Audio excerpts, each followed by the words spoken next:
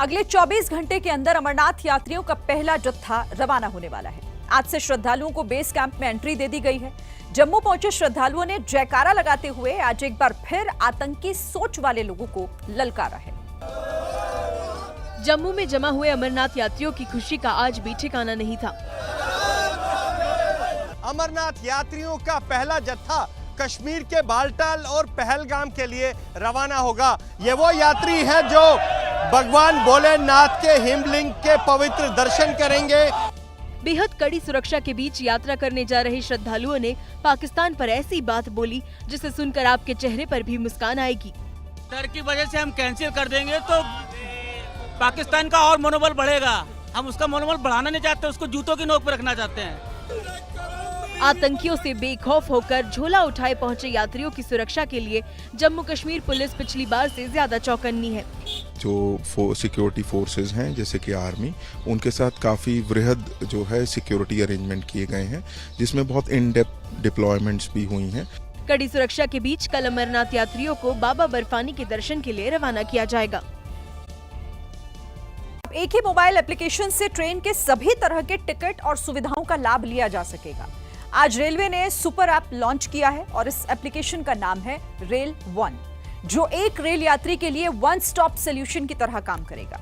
इस एप्लीकेशन के जरिए रिजर्व टिकट बुक कर सकते हैं, अनरिजर्व टिकट भी ले सकते हैं, प्लेटफॉर्म टिकट और मंथली टिकट लेने की भी सुविधा इसमें होगी। यात्री ट्रेन के रियल टाइम ट्रैकिंग भी कर पाएंगे। पीएनआर स्टेटस चेक कर सकते हैं आप। यात्री खाने के लिए ऑनलाइन ऑर्डर दे सकते हैं। शिकायत भी इसके थ्रू दर्ज कराई जा सकती है। इसके अलावा रिजर्व टिकट कराने वाले यात्री यात्रा ना कर पाने की स्थिति में रिफंड के लिए टीडीआर फाइल कर सकते हैं। खास बात ये कि आपको रेल वन एप्लीकेशन के लिए पासवर्ड याद रखने की भी जरूरत नहीं है। एप्लीकेशन में सिंगल साइन ऑन की सुविधा दी गई है, यानी एक बार एप्लीकेशन लॉगिन हो गया तो फिर बार बार लॉगिन की जरूरत नहीं। एप्लीकेशन को पुराने रेलवे एप्लीकेशन मसलन rail connect, UTS mobile app की यूजर आईडी के जरिए भी लॉगिन किया जा सकता है। इस एप्लीकेशन को इंस्टॉल करने पर यूजर्स को रेलवे से जुड़ी तमाम सुविधाओं के लिए अलग अलग एप्लीकेशन पर जाने की जरूरत नहीं होगी। एप्लीकेशन में रेलवे ई वॉलेट की भी सुविधा है। ई वॉलेट को सुरक्षित बनाने के लिए एम पिन और बायोमेट्रिक जैसे सिक्योरिटी फीचर्स दिए गए हैं। रेल वन एप्लीकेशन को centre for railway information system ने तैयार किया है। मध्य प्रदेश के आदिवासी मंत्री पर 1000 करोड़ की घूसखोरी का आरोप लगा है। आरोप लगा तो जांच के आदेश भी जारी हुए, लेकिन कुछ ही देर में मंत्री जी को क्लीन चिट मिल गई।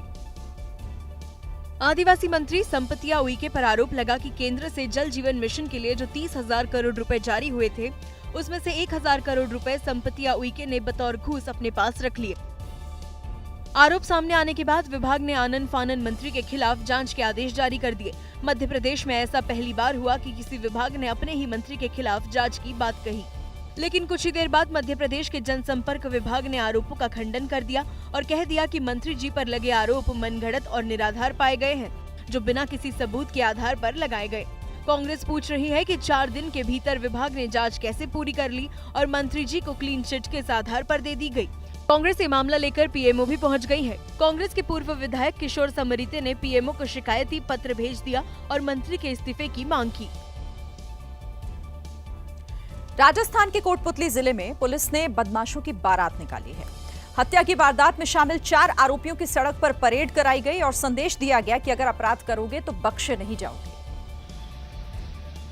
इलाके में इन दिनों बदमाशों ने आतंक मचा रखा था। सोचते थे कि कानून इनका कुछ बिगाड़ नहीं पाएगा, लेकिन अब इन सब का एक साथ हिसाब हो गया है। चारों आरोपियों के पैर पर प्लास्टर चढ़ा है, कपड़े फटे हुए हैं, शर्ट की बटन टूटी हुई है और हाथ जोड़कर सिर्फ यही कह रहे हैं कि अब कभी भी अपराध नहीं करेंगे। जब प्लास्टर वाले पैर ने जवाब दे दिया तो ये जमीन पर बैठकर आगे बढ़ने की कोशिश करते दिखे, लेकिन पुलिस वालों ने फौरन कहा उठो और टूटे हुए पैरों के बल पर ही थाने तक चलो। चलो पीछे चलो भाई चलो।